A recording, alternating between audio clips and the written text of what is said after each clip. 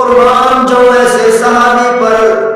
دنیا والوں کو حکم کیا گیا، صحابہ کرام کو حکم کیا گیا، دنیا والوں کو حکم کیا گیا کہ محبوب صلی اللہ علیہ وسلم کا ادب کریں، احترام کریں، محبوب صلی اللہ علیہ وسلم سے محبت کریں، لیکن پیغمبر صلی اللہ علیہ وسلم کو حکم کیا گیا اس صحابی کے بارے میں کہ اس صحابی کا احترام کریں۔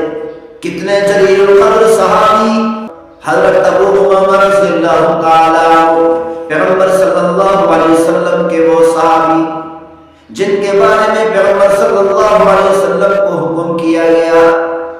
اے میرے محبوب صلی اللہ علیہ وسلم یہ جو صحابی آ رہے ہیں ان کا احترام کرنا۔ قربان جو ایسے صحابی پر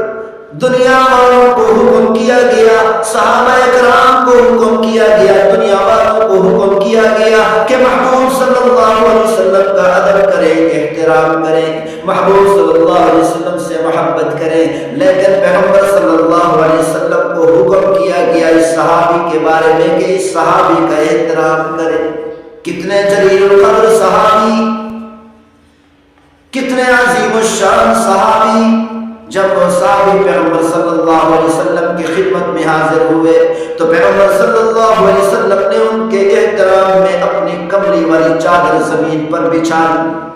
لیکن یہ صحابی بھی پیغمبر صلی اللہ علیہ وسلم سے بے انتہا محبت کرتے تھے اور عشق کرتے تھے۔ حضرت ابو امامہ رضی اللہ تعالیٰ عنہ نے جب دیکھا کہ پیغمبر صلی اللہ علیہ وسلم نے اپنی کملی والی چادر میرے بیٹھنے کے لیے زمین پر بچھا دی، عرض کی اے اللہ کے رسول، ہاتھ جوڑ کر عرض کی اے اللہ کے رسول، میں آپ سے بے پناہ محبت کرتا ہوں، میرے پاؤں اس لائق نہیں کہ آپ کی کملی والی چادر پر پڑے۔ فوراً چادر کو اٹھا لیا، آنکھوں پر رکھ کر بوسے دینے لگے۔ تو حضرت ابو امامہ رضی اللہ تعالیٰ عنہ فرماتے ہیں، اتنے جلیل القدر صحابی فرماتے ہیں، من صام یوما من شعبان، جو مسلمان شعبان معظم کی 15 کے دن کا روزہ رکھتا ہے، فتحت له ابواب الجنان، تو اس روزے دار کے لیے، اس روزے رکھنے والے کے لیے اللہ تعالیٰ جنت کے سارے دروازے کھول دیتا ہے۔ وَغُلِّقَتْ لَهُ أَبْوَابُ النِّيرَانِ، اور اللہ تعالیٰ اس روزہ رکھنے والے کے لیے جہنم کے سارے دروازے بند کر دیتا ہے۔ اسی لیے ہر مسلمان کو چاہیے 15 شعبان المعظم کی رات میں زیادہ سے زیادہ عبادت کرے اور دن کو روزہ رکھے۔ قال ابو بکر الصدیق رضی اللہ عنہ، سیدنا ابو بکر صدیق رضی اللہ تعالی عنہ نے فرمایا، قوموا لیلۃ من نصف شعبان، شعبان المعظم کی 15 کی رات کو زیادہ سے زیادہ قیام کیا کرو، فإنها مبارکہ، کیونکہ 15 شعبان المعظم کی رات بڑی بابرکت رات ہے،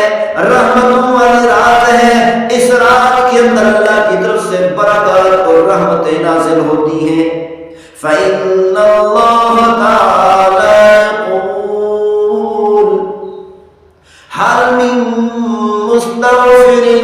اغفر له،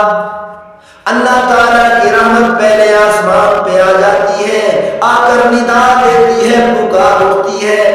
هل من مستغفر اغفر له، کیا دنیا کے اندر میرے بندوں میں سے ایسا کوئی بندہ ہے جو مجھ سے استغفار کرے، گناہوں سے توبہ کرے، میں اس کے تمام گناہوں کو معاف کر دوں۔ پوری کائنات کا مالک، خالق، رازق، پوری کائنات کا پروردگار اعلان کر رہا ہے، کیا کوئی ہے معافی مانگنے والا، میں اس کے تمام گناہوں کو معاف کر دوں۔ تو اللہ تعالیٰ فرماتے ہیں میرا وعدہ ہے اس رات کے اندر جو مسلمان بھی توبہ کرے گا، جو میرا بندہ بھی توبہ کرے گا، گناہوں سے معافی مانگے گا، میں اس کے تمام گناہوں کو معاف کر دوں گا۔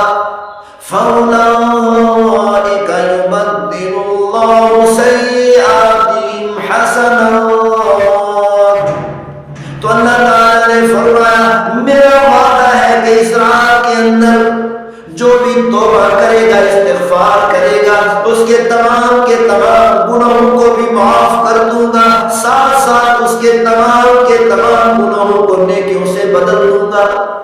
کوئی یہ پریشان نہ ہو کہ کئی سالوں سے گناہ کر رہا ہوں، کوئی یہ پریشان نہ ہو اتنی بڑے عرصہ سے گناہ کر رہا ہوں، نافرمانی کے اندر مبتلا ہوں، فحش اور عیانی کے اندر مبتلا ہوں، آج رات یہ موقع ہے کہ مسلمان توبہ کر لیں۔ تو اللہ تعالیٰ نے فرمایا او میرے بندے پریشان ہونے کی ضرورت نہیں، میں آپ کے تمام گناہوں کو معاف بھی کروں گا اور سارے کے سارے گناہوں کو نیکیوں سے بھی بدل دوں گا۔ اسی لیے ہر مسلمان کو چاہیے کہ اس رات میں عبادت کا اہتمام کرے، لیکن اس کا مطلب یہ نہیں کہ نوافل کی جماعت شروع کر دے، صلاۃ و تسبیح کی جماعت شروع کر دے۔ پیغمبر صلی اللہ علیہ وسلم عبادت کیا کرتے تھے لیکن اپنے گھر کے اندر کرتے تھے، مسجد میں بھی عبادت کر سکتے ہیں، لیکن عبادت کے لیے مجمع کو جمع کرنا، ہاں اگر اتفاقی طور پر بہت بڑا مجمع مسجد میں جمع ہو جائے عبادت کرنے کے لیے تو ٹھیک ہے، کوئی حرج نہیں، لیکن نفل کی جماعت نہیں ہوتی، صلاۃ تسبیح کی جماعت نہیں ہوتی۔ طریقہ سکھا دے، ہر مسلمان اکیلی نماز پڑھے، اکیلے نوافل پڑھے، اکیلے عبادت کرے، زیادہ بہتر ہے کہ گھر میں عبادت کرے۔ اگر گھر میں سستی ہونے کا خدشہ ہو، خطرہ ہو، جیسا کہ آج کے مسلمانوں کی طبیعتیں ہی اپنے اندر چستی پیدا کرنے کے لیے مسجد میں آ کر عبادت کرنا چاہیں تو کر سکتے ہیں، اس میں بھی بہت بڑا اجر ملے گا، لیکن جماعت کرانا یہ تو